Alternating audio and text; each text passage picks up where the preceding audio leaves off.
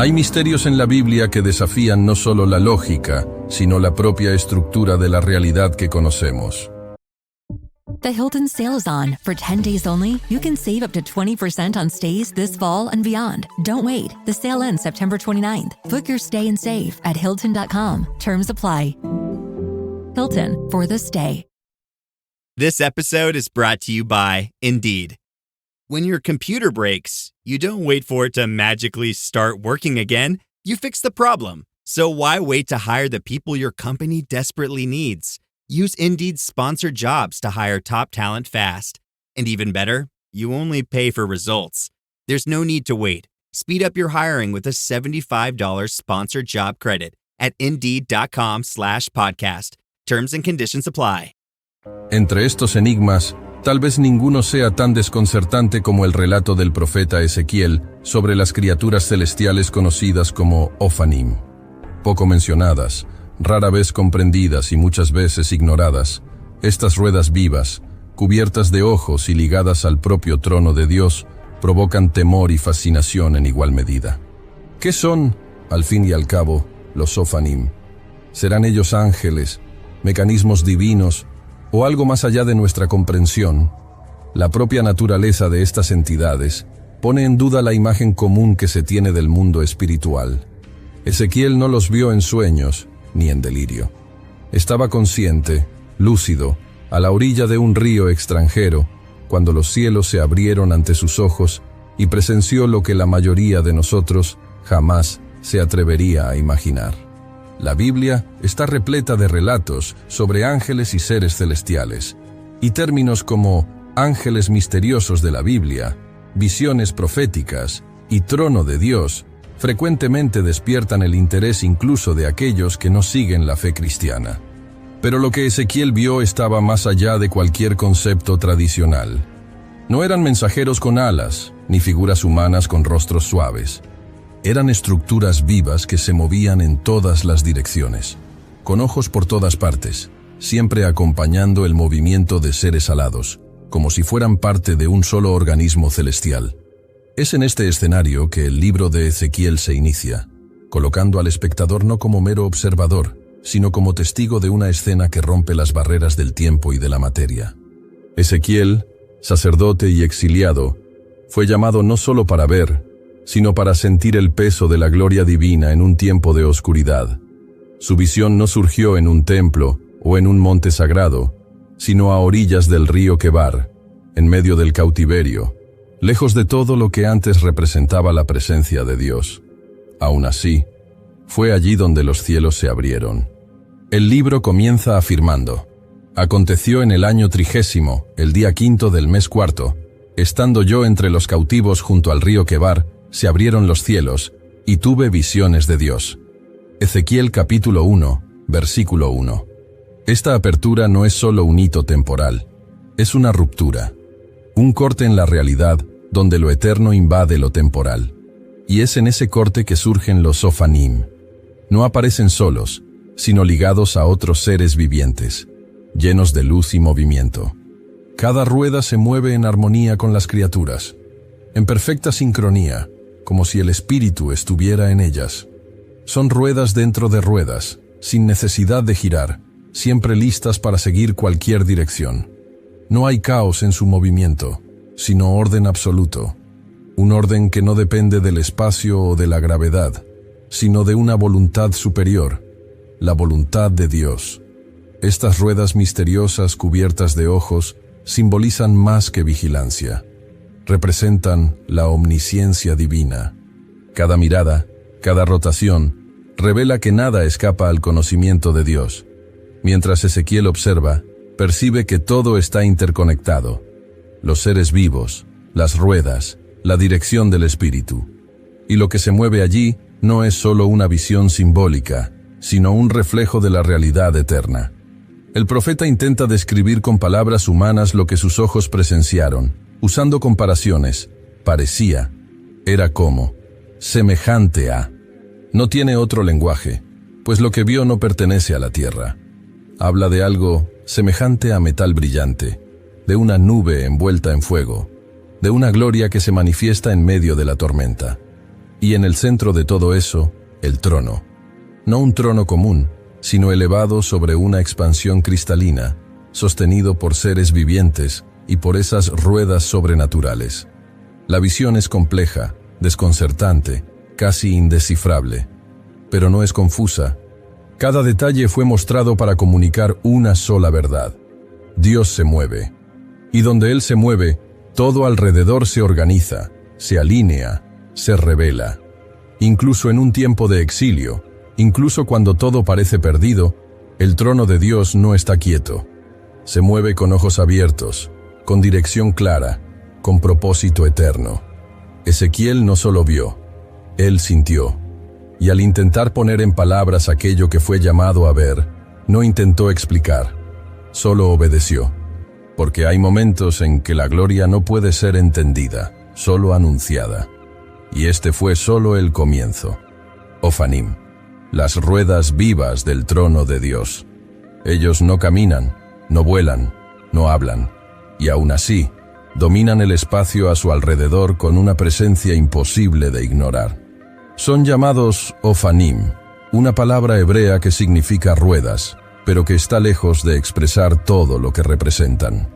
La primera mención clara de estos seres ocurre en uno de los momentos más grandiosos y extraños de toda la Escritura. Pero, ¿qué son exactamente los Ofanim? No son ángeles con formas familiares, tampoco figuras que encajen en los modelos celestiales más comunes. No aparecen con espadas llameantes ni alas blancas. En cambio, se presentan como estructuras circulares, repletas de ojos, y descritas por Ezequiel como ruedas dentro de ruedas, moviéndose en todas las direcciones, sin jamás girar. Como si el espacio no los limitara. Como si el tiempo no los alcanzara. Ezequiel los describe como parte viva del trono de Dios. Cada rueda está al lado de uno de los seres vivientes, acompañando sus movimientos con exactitud. Cuando los seres vivientes se movían, las ruedas se movían al lado de ellos. Y cuando los seres vivientes se elevaban de la tierra, las ruedas también se elevaban. Así dice Ezequiel en el capítulo 1, versículo 19. La conexión entre ellos era tan profunda que el profeta afirma: el espíritu de los seres vivientes estaba en las ruedas. Esto no era tecnología, ni alegoría, era gloria. Era la manifestación visible de una realidad invisible, y estaba viva. Los ojos que cubrían los aros de las ruedas no parpadeaban, no dormían, no desviaban la mirada. Representaban la plena conciencia de Dios, omnisciencia en forma de círculo, vigilancia divina girando con propósito eterno. En la tradición judía posterior, especialmente en los textos apocalípticos como el libro de Enoc y escritos místicos como el Merkabá, los Ofanim pasaron a ser considerados una clase distinta de seres celestiales. Mientras los querubines custodian y los serafines adoran, los Ofanim revelan movimiento. Giran alrededor del trono y al mismo tiempo hacen que el trono gire. No son meramente vehículos, sino expresiones activas de la providencia de Dios. Aparecen como el punto de conexión entre lo que se mueve y lo que gobierna. No mandan, pero sostienen. No lideran, pero siguen perfectamente los impulsos del Espíritu. Y por eso mismo, muestran un lado de Dios que raramente se recuerda. El Dios que actúa, que interviene, que se mueve sin que nadie lo perciba, pero que nunca deja de estar presente. La forma de rueda puede parecer extraña, pero es profundamente simbólica. La rueda representa ciclo, continuidad, dirección, movilidad. A diferencia de una línea recta, nunca tiene fin. Siempre está girando, siempre avanzando. Y cada movimiento suyo está lleno de ojos. Esto significa que Dios no solo ve todo, sino que ve en todas las direcciones al mismo tiempo. Pasado, presente y futuro están delante de Él, sin esfuerzo. Ezequiel ve estas ruedas en medio del fuego, entre relámpagos, con luz intensa alrededor. Y aun ante toda esa intensidad, lo que más llama su atención no es el ruido ni el fuego, sino la inteligencia con que todo se mueve. Nada es aleatorio. Ninguna rueda gira en vano. Ningún ojo está allí sin motivo. Cada detalle, está cargado de intención. Es imposible no preguntarse, ¿por qué Dios mostraría esto justamente a Ezequiel, un hombre desterrado, viviendo en tierra extranjera, lejos del templo, lejos del altar? Tal vez porque el pueblo pensaba que Dios se había detenido, que la gloria se había silenciado. Pero no, el trono no estaba detenido en Jerusalén, estaba en movimiento. Y cuando el trono se mueve, los Ofanim giran, los seres vivientes acompañan, y la gloria atraviesa cielos y naciones. A lo largo de la historia, muchos intentaron interpretar esta visión con categorías humanas. Unos dijeron que eran discos voladores, otros que Ezequiel vio máquinas celestiales. Pero nada de eso captura el peso espiritual de lo que está siendo revelado. El profeta no vio tecnología, vio la majestad de Dios en forma de engranaje vivo, una gloria que respira, gira, observa y avanza. Estas ruedas son únicas entre todas las manifestaciones celestiales. No cantan, no proclaman palabras como los serafines, no empuñan armas como Miguel, no entregan mensajes como Gabriel. Pero aún así, su función es esencial: sostener el movimiento de la gloria, mantener viva la rotación del trono, hacer que Dios sea visto incluso cuando todo parece detenido. Si los querubines revelan el rostro de Dios, los Ofanim revelan sus caminos, y quien observa con atención percibe, donde quiera que estas ruedas estén girando, algo está a punto de suceder. Ezequiel, el profeta del exilio y de las visiones inexplicables. No todos los hombres que fueron llamados para hablar en nombre de Dios recibieron ese llamado en días de paz. Ezequiel fue uno de esos hombres. Su llamado vino en tiempo de ruina, en medio del silencio que quedó tras la destrucción. Era sacerdote por linaje, pero el altar al que serviría ya no existía. El templo había sido profanado, Jerusalén estaba devastada, y él estaba exiliado.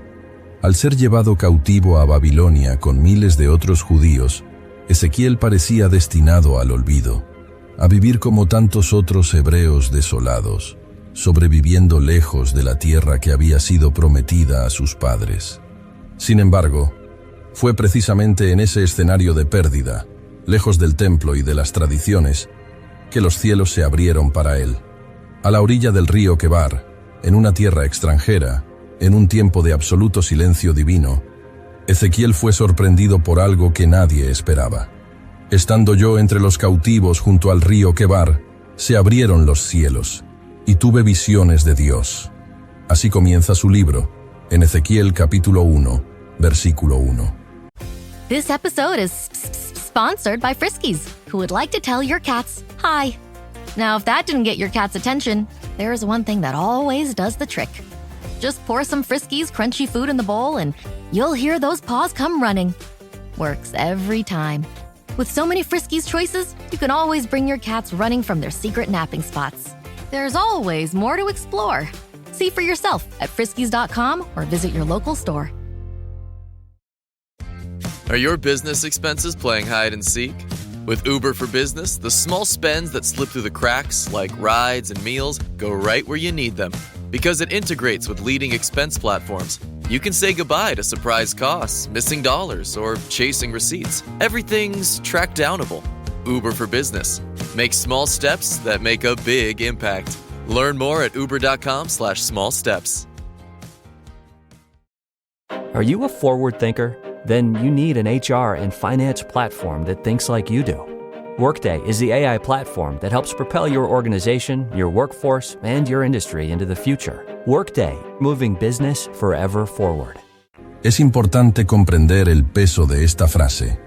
Que los cielos se abrieran era, en la tradición hebrea, un acontecimiento extremo, reservado para momentos decisivos, cargados de transformación. Pero allí, en pleno exilio, cuando muchos ya creían que la presencia de Dios se había ausentado de Israel, Él se reveló con una intensidad jamás vista. Ezequiel era, al mismo tiempo, espectador y testigo de una revelación que rompía con todos los patrones conocidos hasta entonces.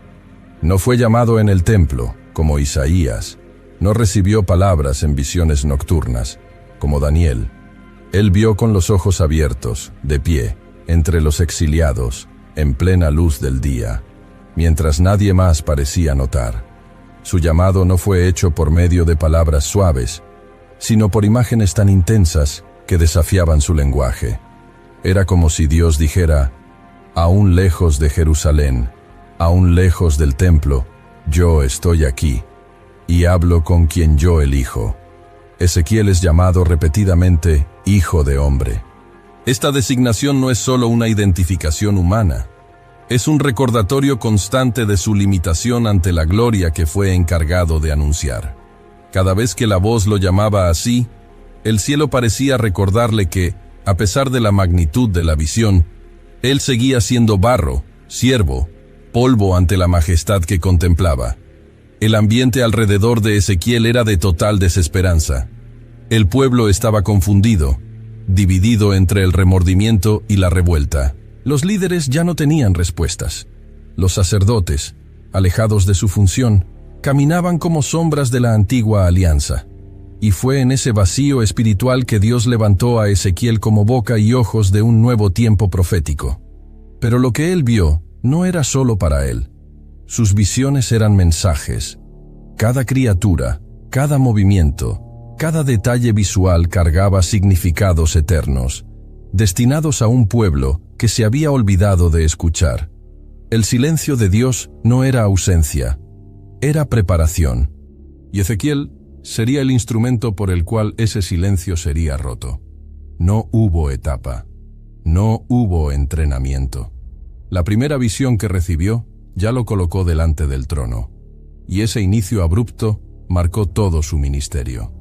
El profeta fue conducido por imágenes, instruido por actos simbólicos y guiado por revelaciones que parecían extrañas a primera vista, pero cargadas de propósito cuando eran descifradas con reverencia.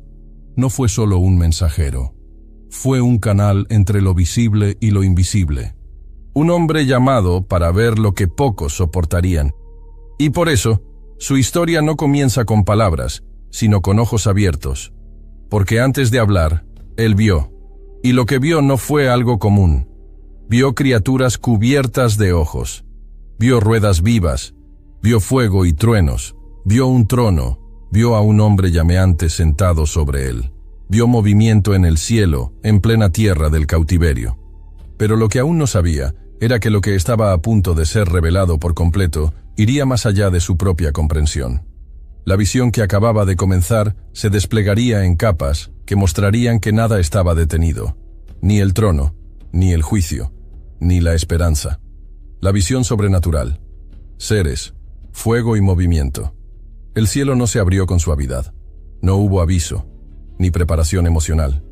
Cuando los ojos de Ezequiel se volvieron hacia el norte, vio algo acercándose con una fuerza que desafiaba toda descripción. Un viento tempestuoso, cargado de nubes densas y envuelto en fuego girando sobre sí mismo, avanzaba en su dirección. Y en medio de aquel torbellino, una luz brillaba como metal incandescente. El profeta sabía que aquello no era un fenómeno natural, era el inicio de algo que marcaría su existencia para siempre. Lo que Ezequiel presenció fue un corte en la realidad, un desgarrón en el velo entre lo visible y lo invisible. Del medio de la tormenta emergieron 4 seres vivientes, cada uno irradiando una presencia que trascendía la forma. Tenían apariencia semejante a la de los hombres, pero eso era solo un punto de partida. Sus cuerpos no estaban limitados a la anatomía humana. Cada uno poseía 4 rostros y 4 alas. Sus piernas eran rectas, sus pies parecían pezuñas de becerro y brillaban como bronce pulido. Los rostros eran símbolos vivos. Un rostro humano, uno de león, uno de buey y uno de águila. Cada rostro apuntaba a un aspecto específico de la creación, como si fueran reflejos del orden y de los atributos del propio Dios. El hombre representaba el raciocinio, la voluntad, la capacidad de reflexionar. El león, la realeza, la fuerza, la autoridad.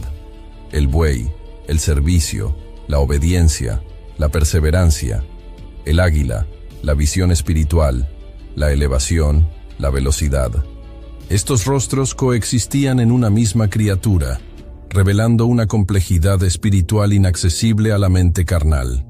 Sus alas estaban en constante movimiento. Dos se tocaban, creando una conexión entre los cuatro seres. Otras dos cubrían sus cuerpos. Cuando se movían, no necesitaban girar o dar vuelta al cuerpo. Avanzaban en cualquier dirección sin dudar, guiados por algo que estaba dentro de ellos. Ezequiel describe: cada uno andaba hacia delante de su rostro. Hacia donde el espíritu había de ir, iban ellos, sin desviarse del camino. Ezequiel capítulo 1, versículo 12. Este detalle es crucial. No había indecisión ni confusión. Todo obedecía a la dirección del espíritu.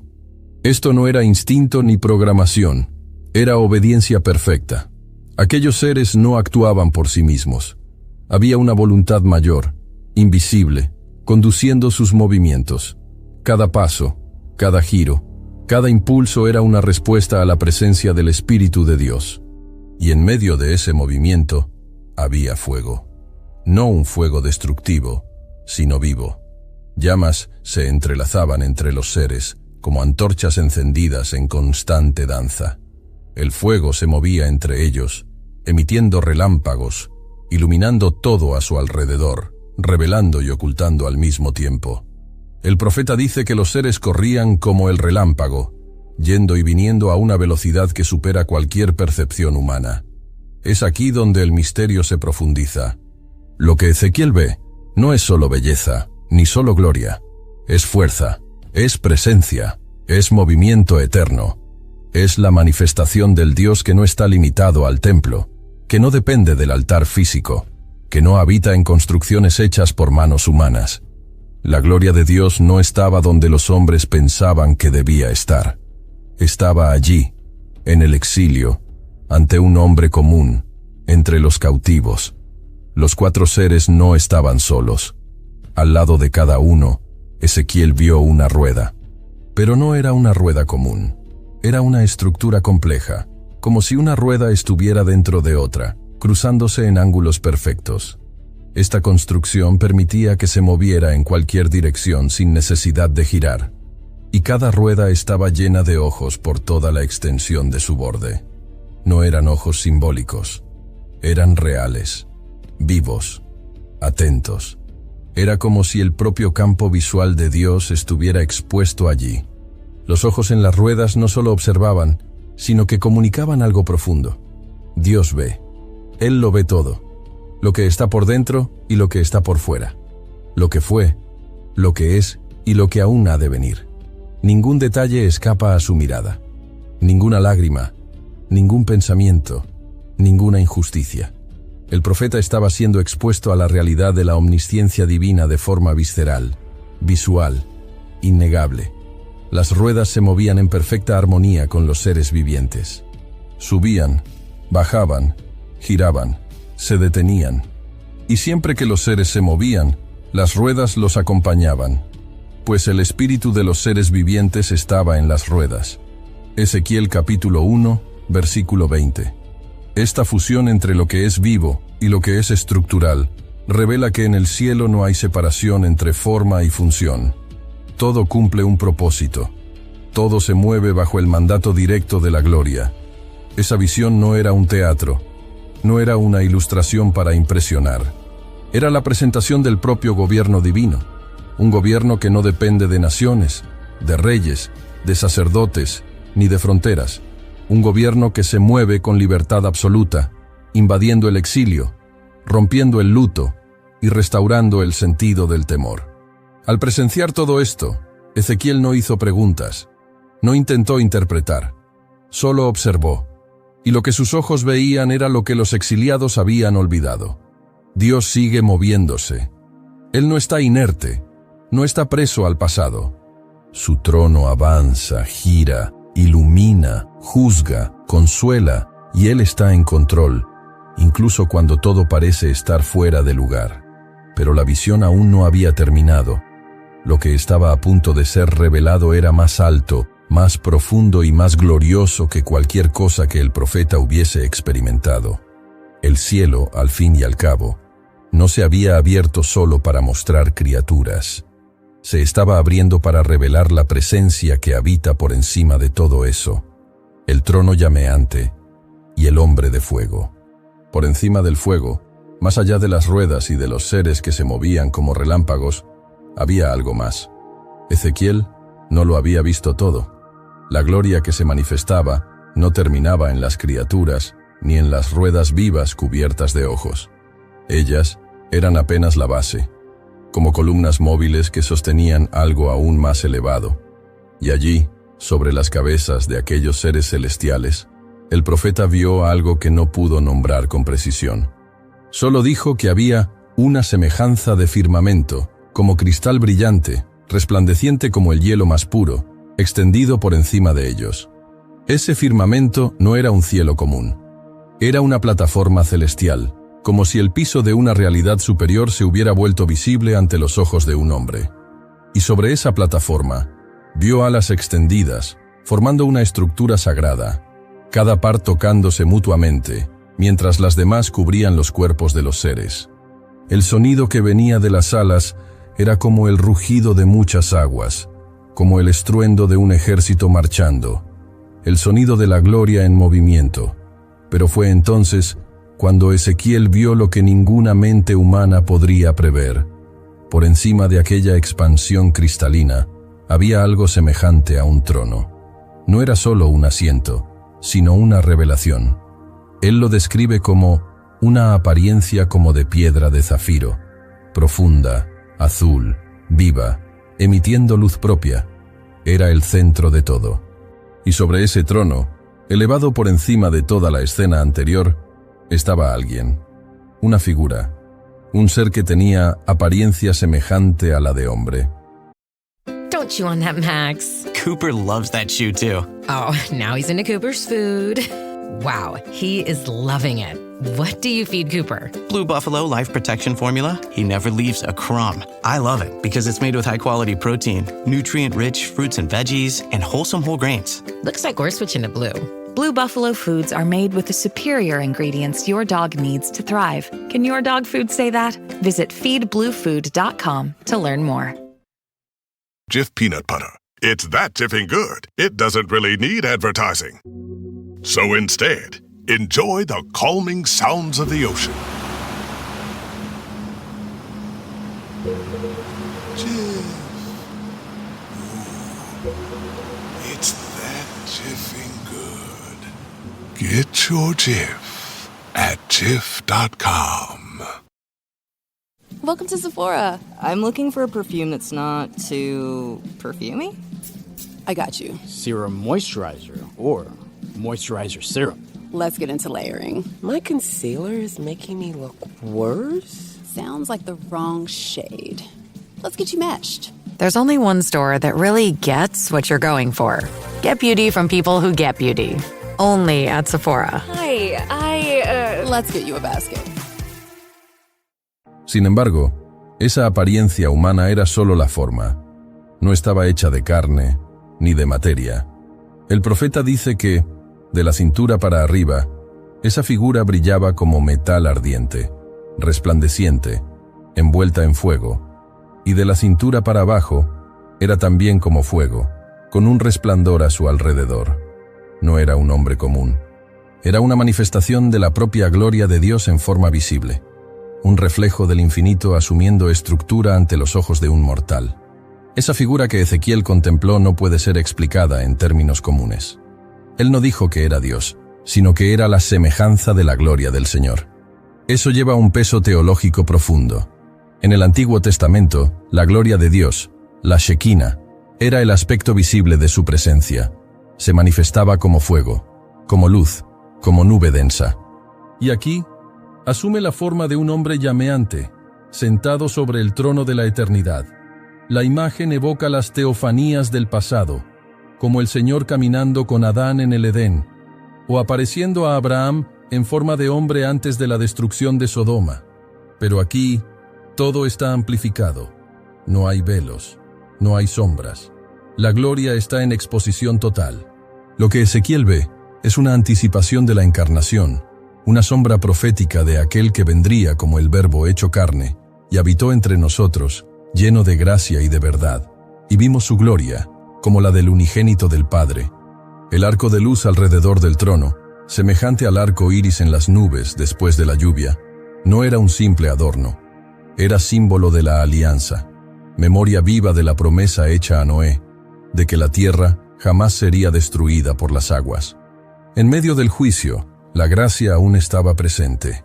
La gloria no venía solo para juzgar, sino también para recordar que el pacto de Dios es eterno, incluso en tiempos de exilio y caída.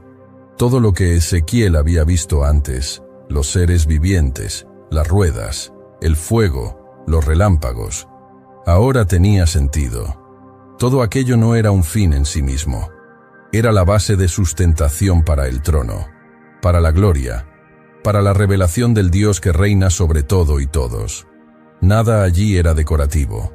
Todo era funcional, teológico, escatológico, un escenario montado para exhibir la soberanía de Dios. Ezequiel, ante esa visión, no intentó mantenerse en pie. No argumentó ni intentó interpretar.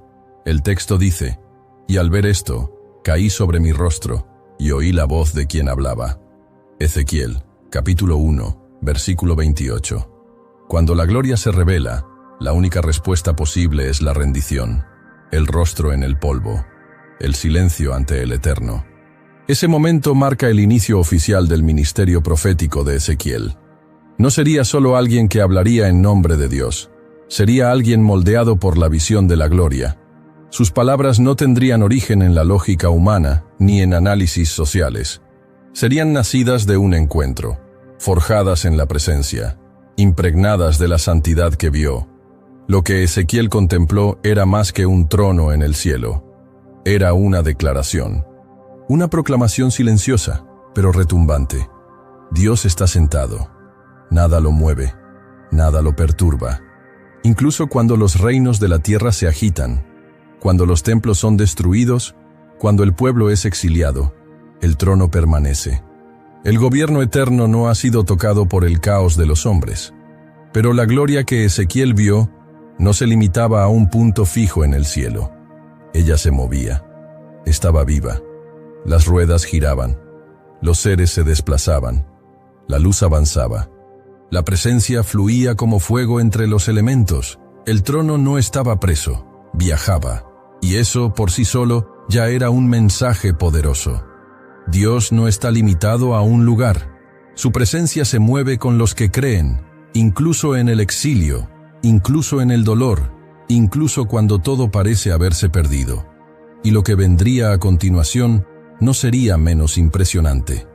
Porque una vez que Ezequiel vio el trono, estaba listo para oír, y lo que sería hablado no vendría de teorías, ni de tradiciones. Vendría de la propia boca de aquel que estaba sentado sobre las ruedas llameantes del cielo, la orden de los ángeles. Cuando Ezequiel vio a los seres vivientes, los ojos que cubrían las ruedas, el fuego que se movía entre ellos, y el trono elevado sobre todo aquello, no estaba solo siendo expuesto a la gloria, estaba siendo presentado al orden, y ese orden era vivo, funcional, inteligente. Nada en la visión celestial era aleatorio. Cada movimiento tenía propósito, cada criatura tenía función. La creación espiritual no es caótica. Ella sigue una jerarquía. En el mundo invisible, los ángeles no son solo mensajeros genéricos. La Escritura revela diferentes órdenes, diferentes oficios, diferentes formas de manifestación. Existe una estructura de gobierno celestial que refleja la propia naturaleza de Dios. Un Dios de orden, justicia e intencionalidad. Y a medida que la Biblia va revelando los cielos, percibimos que no todos los ángeles fueron creados iguales. Entre los primeros en aparecer en las Escrituras están los querubines. Y no de la forma en que muchos los imaginan, como niñitos con alas doradas. La primera mención de los querubines ocurre en Génesis, cuando Dios los coloca para guardar la entrada del Edén con una espada llameante, impidiendo que el hombre caído regresara al árbol de la vida. Ellos son guardianes de la presencia. Están posicionados donde Dios habita, donde su santidad es innegociable. Antes de continuar, si este contenido ha bendecido tu vida, dale me gusta, comenta y comparte. Suscríbete al canal y si deseas bendecir el canal, haz clic en el botón Gracias y deja una ofrenda de cualquier cantidad o hazte miembro. Así, seguimos invirtiendo en investigación y mejoras para bendecir aún más tu vida. Continuando. Moisés, al construir el Arca de la Alianza, fue instruido a colocar 2 querubines de oro sobre el propiciatorio, con sus alas extendidas una hacia la otra, cubriendo el lugar donde Dios se manifestaría. El trono de misericordia no estaba vacío. Los querubines estaban allí. Sus alas no tocaban el suelo, sino que cubrían la gloria. No estaban allí por estética. Eran símbolo de la santidad infranqueable de Dios. En Ezequiel, esos mismos querubines son descritos con gran detalle. Poseen múltiples rostros, alas, manos humanas bajo sus alas y una estructura que refleja algo más allá de la lógica física. Son los mismos seres que sustentan el trono, que se mueven en sincronía con los Ofanim, que están siempre donde la gloria se manifiesta. Su función es revelar la santidad en movimiento. Son la base viva del trono. Pero hay otros seres mencionados. En Isaías capítulo 6, el profeta ve a los serafines. Estos no aparecen en Ezequiel, pero ocupan un lugar fundamental en la jerarquía celestial. Serafín significa ardiente o el que quema. Vuelan alrededor del trono, proclamando eternamente: Santo, Santo, Santo es el Señor de los ejércitos. Toda la tierra está llena de su gloria. No hay distracción en sus ojos, porque sus ojos están cubiertos. No hay desvío en sus pasos, porque sus pies también están cubiertos. Con 2 alas vuelan, con 2 cubren el rostro, con 2 cubren los pies. Viven para adorar. Son llamas vivas de alabanza. Por encima de estos, o tal vez en una función paralela, está el arcángel. La palabra arcángel significa ángel jefe o ángel principal. Y solo un arcángel es nombrado así en las Escrituras: Miguel. Él no aparece como mensajero, sino como guerrero. En Daniel, es Miguel quien batalla contra los príncipes de las tinieblas. En Apocalipsis, es él quien lidera los ejércitos celestiales contra el dragón. Miguel no entrega palabras. Él entrega juicio. Representa el brazo armado del cielo. Otro nombre que aparece con claridad en las Escrituras es Gabriel. A diferencia de Miguel, Gabriel aparece siempre como mensajero. Fue él quien habló con Zacarías sobre el nacimiento de Juan el Bautista. Fue él quien reveló a María que sería madre del Mesías. Fue él quien se apareció a Daniel para interpretar visiones. Gabriel no combate, él comunica. Su nombre significa hombre fuerte de Dios, y su presencia siempre anuncia un cambio profundo en el curso de la historia. Estas categorías no compiten entre sí, cooperan. Son diferentes expresiones de una única misión: cumplir la voluntad de Dios. Los ángeles no operan por cuenta propia. No actúan con autonomía. Toda su existencia gira en torno a la obediencia. Salmo 103, versículos 20 y 21 dice: Bendecid al Señor, vosotros, sus ángeles, poderosos en fortaleza, que cumplís sus órdenes, obedeciendo la voz de su palabra. Bendecid al Señor, todos sus ejércitos, ministros suyos, que hacéis su voluntad. Es en este contexto que los Ofanim se destacan. No son identificados claramente como pertenecientes a una de estas órdenes, pero su cercanía con el trono, su movimiento coordinado con los querubines y su naturaleza viva los colocan en una posición de extrema importancia. Escritos judíos posteriores, como el libro de Enoc, los incluyeron en la jerarquía angelical como una clase propia, distinta, pero no inferior.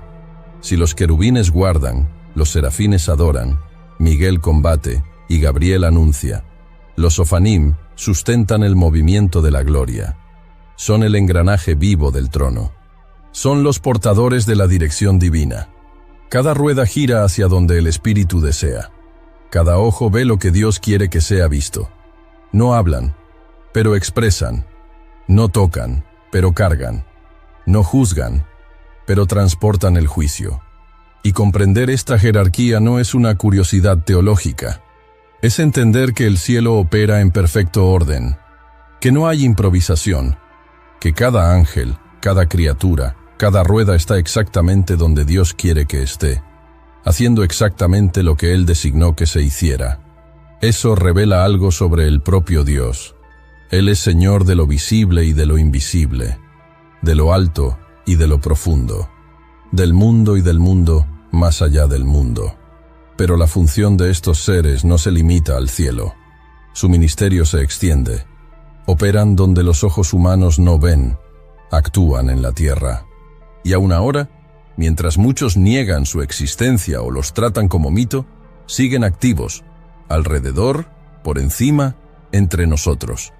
El papel actual de los ángeles, invisibles pero activos. La gloria que Ezequiel vio no era solo un vistazo estático del cielo. Era una ventana abierta hacia una realidad espiritual que continúa activa hasta hoy. La visión fue registrada, pero el movimiento que reveló jamás cesó. Los ángeles, los seres vivientes, los Ofanim y todas las órdenes celestiales descritas en la palabra no pertenecen al pasado, pertenecen al reino. Y el reino de Dios no está detenido. Existe una tendencia moderna a reducir el mundo espiritual a la metáfora. Muchos tratan a los ángeles como figuras simbólicas, como expresiones literarias de la protección o de la presencia divina. It's back to school season and Clorox is donating 2 million disinfecting wipes to classrooms across America. Because back to school means things can get a little bit messy. Just ask second grade teacher Mr. Torres. Put me and just one Clorox wipe on a team? We can take on crayon smudges, sticky fingerprints on every surface, sneezes on the door handle, juice box explosion by the sink, snack crumbs, and don't even get me started on the bathroom passes. Clorox disinfecting wipes. Teacher's #1 wipe. Think about it. Bathroom passes. Clean feels good. Based on unit sales data. Anyone can follow. It takes something special to be an original. Which is why the 2025 Lincoln Navigator SUV arrives with new ways of surrounding you in luxury, including the ultra-wide 48-inch panoramic display and the multi-sensory Lincoln Rejuvenate experience. A true original never stops evolving. So meet the 2025 Navigator, the original that's all new and better than ever. Learn more at Lincoln.com. Lincoln and Navigator are trademarks of Ford or its affiliates. Leading a business today means constantly adapting. On the Executive Insights podcast, brought to you by AWS, global leaders share how they're making tough calls, testing bold ideas, and putting innovation into practice, generative AI included. If you're looking for real stories behind what's working, this is it. Subscribe to the Executive Insights podcast today, available now on all major podcast platforms. Pero la Escritura no los presenta así. Los retrata como seres reales, con voluntad, misión y autoridad recibida directamente de Dios. No actúan como personajes, sino como ministros.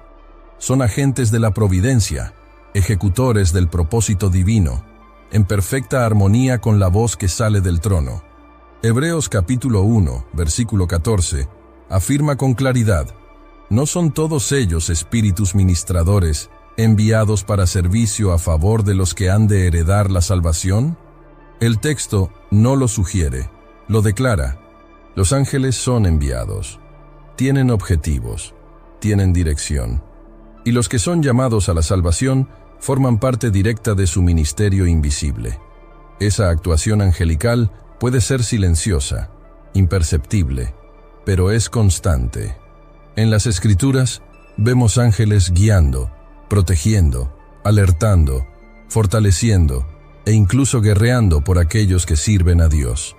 Cuando Elías huía y deseó morir bajo un enebro, fue un ángel quien lo tocó y le dio alimento. Cuando Daniel oró, fue un ángel quien trajo la respuesta. Cuando Pedro estaba preso, fue un ángel quien lo liberó. Los ángeles no son leyendas. Son parte del engranaje celestial que sostiene y moviliza el plan de Dios en la tierra. Es importante entender que su acción no es aislada. No operan por iniciativa propia. Obedecen a la palabra. Salmo 103, versículo 20, refuerza: Bendecid al Señor vosotros sus ángeles, poderosos en fuerza, que cumplís sus órdenes, obedeciendo la voz de su palabra. Donde la palabra es liberada, los ángeles se mueven. Donde hay intercesión alineada con la voluntad de Dios, hay activación angelical. Sin embargo, hay algo aún más profundo. El ministerio de los ángeles nunca sustituyó la presencia del Espíritu Santo. No vinieron a tomar el lugar de Cristo, ni de su habitación en nosotros, pero operan en cooperación con la voluntad del Padre, en sintonía con el Espíritu y alrededor de aquellos que están en Cristo. El propio Jesús, siendo el Hijo de Dios, fue servido por ángeles. Antes de iniciar su ministerio público, tras ser tentado en el desierto, vinieron los ángeles y lo sirvieron. Mateo capítulo 4, versículo 11. En la angustia del Getsemaní, mientras su sudor se volvía como gotas de sangre, se le apareció un ángel del cielo que lo fortalecía. Lucas capítulo 22, versículo 43. Si hasta el Hijo fue fortalecido por ángeles, ¿por qué pensaríamos que no los necesitamos hoy? El mundo espiritual no está inactivo. Se mueve de forma sutil, pero decisiva. No con espectáculos, sino con precisión. Actúan en liberaciones silenciosas, en respuestas que no percibimos, en caminos que se abren cuando todo parecía cerrado. Actúan en nombre de aquel que está sentado en el trono llameante. Aún así, hay una limitación. Los ángeles no responden a la incredulidad. La ausencia de fe, el desprecio por el mundo espiritual, el rechazo de la palabra, limitan la manifestación del cielo. La Escritura nos muestra que, incluso con la gloria disponible, es posible no percibirla. Cuando el siervo de Eliseo se aterrorizó al ver el ejército enemigo, el profeta oró: Señor, ábrele los ojos para que vea. Segundo libro de los Reyes, capítulo 6, versículo 17. Y entonces vio carros y caballos de fuego alrededor. Siempre estuvieron allí. Él era quien no los veía. El problema nunca fue la ausencia de ángeles. Fue la ceguera espiritual. Están alrededor, pero los ojos necesitan ser abiertos. Y es en ese punto donde el misterio se transforma en responsabilidad. Porque al mismo tiempo que somos servidos por ángeles, somos llamados a discernirlos, a andar conscientes de que hay una guerra en curso, un reino en movimiento y un cielo que trabaja a nuestro favor, incluso cuando los ojos naturales solo ven caos. Esa conciencia no produce adoración a los ángeles, ni fascinación desequilibrada. Produce temor, reverencia, alineamiento. Los ángeles no buscan gloria para sí. Desvían todo elogio hacia el trono. No aceptan adoración. Ellos apuntan. Ellos sirven. Ellos anuncian, protegen, y si es necesario, luchan, pero siempre por causa de un nombre que está sobre todo nombre. Ese nombre está sentado sobre ruedas llameantes. Está envuelto en fuego y rodeado de ojos. Se mueve con los querubines, con los serafines, con los ofanim, y donde quiera que él esté, los cielos se abren. La guerra invisible. ¿Por qué necesitamos entender el mundo espiritual? Mientras los ojos de Ezequiel se abrían para contemplar la gloria de Dios en movimiento, otro tipo de percepción nacía dentro de él. La conciencia de que el mundo visible no es el único campo donde la historia acontece. Detrás de los imperios, detrás de los exilios, detrás de los decretos humanos, existe una realidad más profunda, más decisiva, más duradera, una realidad espiritual. Y quien ignora esa dimensión, camina desarmado en un campo de batalla que no respeta la ignorancia.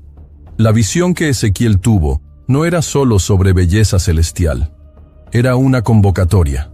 Aquellos seres, aquellas ruedas, aquel trono, todo eso gritaba que hay una guerra en curso, una batalla entre la luz y las tinieblas, entre el dominio de Dios y las fuerzas que intentan, en vano, resistir a su plan eterno. El apóstol Pablo lo confirmaría siglos después, al escribir a los Efesios: porque nuestra lucha no es contra carne y sangre, sino contra principados, contra potestades, contra los gobernadores de las tinieblas de este mundo, contra huestes espirituales de maldad en las regiones celestes. Efesios capítulo 6, versículo 12. La guerra no está donde pensamos, y muchas veces las mayores derrotas ocurren no porque el enemigo sea fuerte, sino porque los soldados están ciegos. El mundo espiritual no es opcional, es inevitable. No importa si alguien cree o no, está allí. Y todo lo que es verdadero en el mundo natural fue, primero, diseñado en el mundo invisible. El trono de Dios que Ezequiel vio no era una metáfora. Era la fuente de donde fluyen todas las decisiones que moldean los tiempos. La guerra que se libra en los bastidores de la existencia no puede ser ganada con armas humanas, ni con sabiduría carnal. Requiere discernimiento, consagración y, sobre todo, conciencia.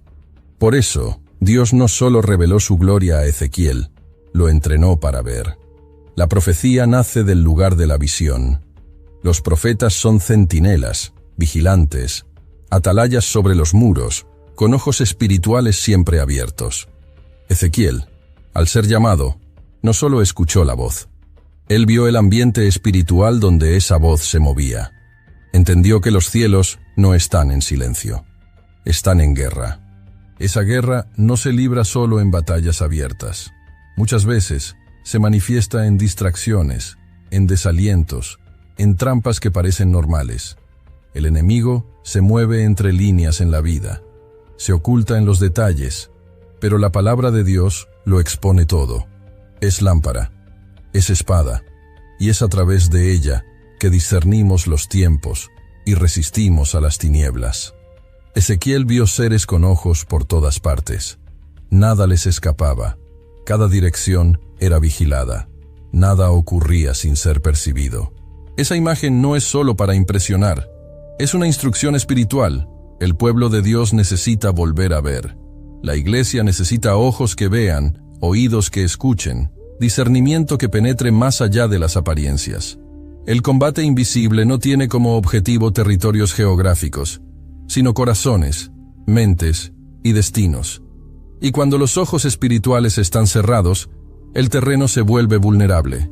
Por eso, Dios insiste en abrir los cielos delante de sus siervos. Él quiere formar un pueblo que no solo crea, sino que entienda. Que no solo adore, sino que vea. Que no solo hable, sino que discierna. Y hay un patrón en toda la Escritura. Cada vez que Dios desea transformar algo, abre los ojos de alguien. Abraham vio estrellas, vio arena. Moisés vio la zarza. Isaías vio al Señor sentado en un trono alto y sublime. Daniel vio los reinos siendo juzgados delante del anciano de días. Juan, en la isla de Patmos, vio los cielos abiertos y la consumación de los tiempos. Ezequiel vio ruedas girando, vio el trono moviéndose. Todos ellos, antes de ser enviados, vieron. La guerra espiritual solo puede ser librada por aquellos que ven más allá de lo que muestran los ojos naturales. Porque el enemigo que enfrentamos se disfraza de luz. Simula piedad. Usa palabras sagradas con intenciones profanas. Opera en las sombras del engaño. Y si la única arma es la lógica, la derrota será inevitable. Por eso Pablo continúa su exhortación en Efesios diciendo: «Tomad toda la armadura de Dios, para que podáis resistir en el día malo, y habiendo acabado todo, estar firmes». La guerra exige postura, exige preparación. No es por casualidad que el primer elemento de la armadura es el cinturón de la verdad. Quien no ama la verdad, no resistirá la mentira.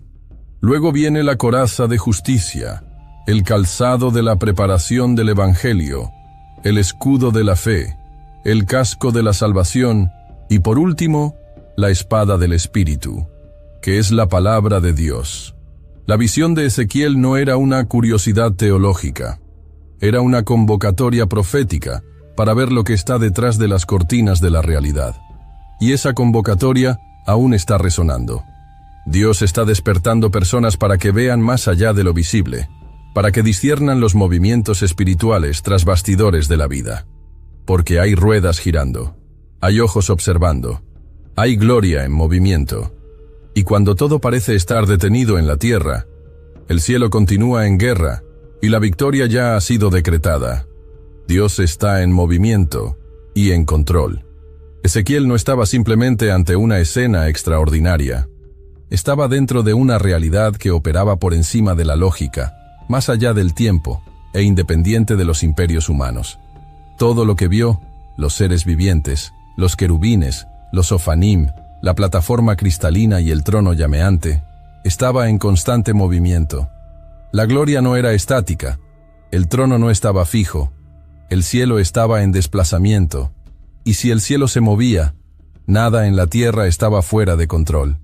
La gran revelación de su visión no era solo estética, era una proclamación silenciosa y poderosa. Dios reina, aún en el exilio, aún lejos del templo. Aún después de la caída de Jerusalén, la gloria no cesó. Solo se desplazó. El trono no cayó, avanzó. Ezequiel no vio un trono solitario, sino un trono sostenido por criaturas que representaban la creación. Vio ruedas llenas de ojos que se movían con inteligencia y poder. Vio fuego y luz girando como engranajes vivos. Vio que a donde el espíritu deseaba ir, las ruedas iban, los querubines iban, todo obedecía con precisión. Nada estaba desordenado. La gloria se movía con autoridad. Esta visión conlleva implicaciones teológicas profundas. Primero, destruye la idea de que Dios está limitado a un lugar físico. La gloria no estaba atada al templo. Podía manifestarse entre los cautivos, junto al río, en medio de la desesperación. El trono de Dios no es geográfico, es soberano. Segundo, revela que el gobierno de Dios no es pasivo. Él no observa desde lejos. Él participa. Él desciende. Él se mueve. Los ofanim, esas ruedas vivas, no son adornos. Son la propia estructura del movimiento divino. Dios no está distante. Está en desplazamiento, interactuando con los tiempos, con las naciones, con los justos y con los impíos. Esta idea de movimiento constante aparece en toda la Escritura. Heather is a nurse practitioner from United Healthcare. We meet patients wherever they live. During a house call, she found Jack had an issue.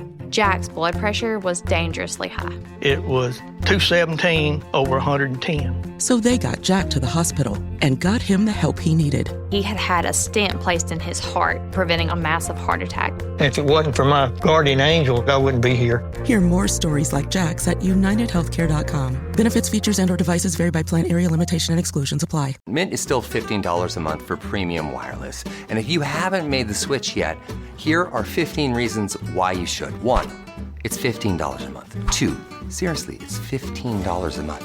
3, no big contracts. 4, I use it. 5, my mom uses it. Are you playing me off? That's what's happening, right? Okay, give it a try at mintmobile.com/switch. Upfront payment of $45 for 3-month plan, $15 per month equivalent required. New customer offer first 3 months only. Then full price plan options available. Taxes and fees extra. See mintmobile.com. I am so excited for this spa day. Candles lit, music on, hot tub warm and ready. And then my chronic hives come back. Again, in the middle of my spa day. What a wet blanket. Looks like another spell of itchy red skin. If you have chronic spontaneous urticaria or CSU, there is a different treatment option. Hives during my next spa day? Not if I can help it. Learn more at treatmyhives.com. En Génesis, el Espíritu de Dios se movía sobre la faz de las aguas. En Éxodo, la nube de gloria caminaba con el pueblo. En Isaías, el Señor se levanta del trono para actuar. En Hechos, el Espíritu desciende como viento impetuoso. El Dios de la Biblia no es un Dios inmóvil. Él está vivo, Él actúa, Él interviene, y eso lo cambia todo. Cuando Ezequiel ve los ojos en las ruedas, ve un aspecto del carácter divino que muchas veces se olvida: la omnisciencia. Nada escapa, nada pasa desapercibido. El juicio que vendría sobre Jerusalén no era aleatorio. La esperanza que surgiría entre los exiliados no era improvisada. Cada acto de Dios está basado en un conocimiento absoluto de la realidad. Él ve todo, y lo que Él ve, lo gobierna. El arco iris alrededor del trono también es un recordatorio silencioso, pero fundamental. En medio del juicio hay promesa. El mismo Dios que destruyó Sodoma es el Dios que preservó a Lot. El mismo que envió el diluvio es el que puso el arco en el cielo. La gloria no destruye por venganza, juzga por justicia. Y aun cuando el fuego sale del trono, la alianza permanece firme. Por eso, la gloria que Ezequiel vio no vino acompañada solo de luz, vino con voz. Después de caer con el rostro en tierra, oyó la voz de aquel que estaba sentado. Y esa voz comenzaría a conducir una serie de revelaciones, de decretos, de orientaciones, muchas de las cuales parecían duras, incomprensibles, pero todas eran parte de un plan mayor, porque el Dios que se mueve también habla. Y cuando Él habla, la realidad se dobla. Lo que hace esta visión aún más impactante es que, mientras el pueblo creía estar abandonado, el cielo se manifestaba de forma aún más intensa. La ausencia percibida de Dios era solo un silencio estratégico antes de la próxima revelación. Ezequiel fue el canal de esa revelación, y lo que él vio no terminó con él.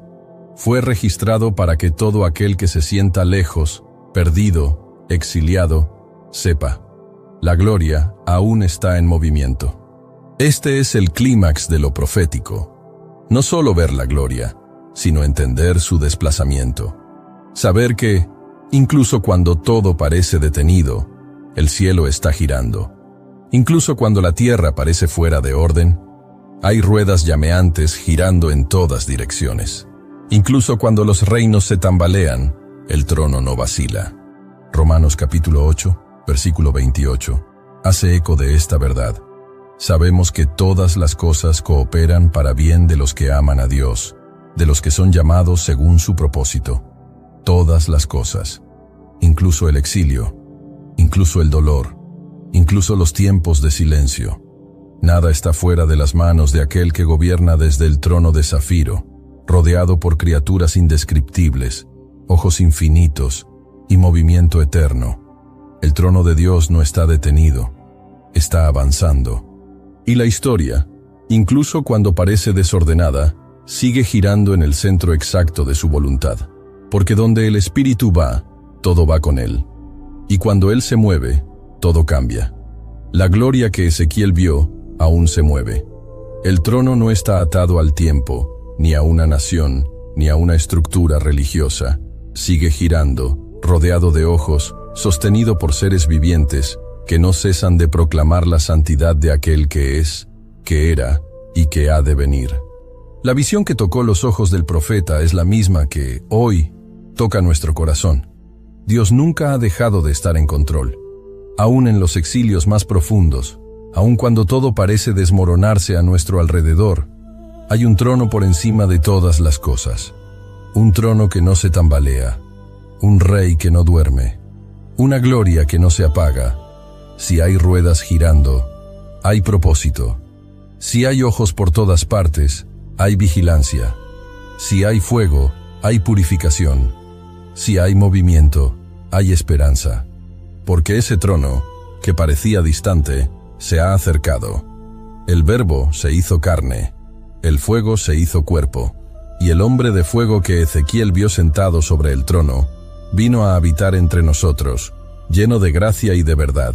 Y ahora, el llamado no viene solo a través de visiones, sino por medio de un sacrificio, una invitación hecha no con truenos, sino con sangre. Una invitación que no grita, sino que susurra al corazón: venid a mí todos los que estáis trabajados y cargados, y yo os haré descansar.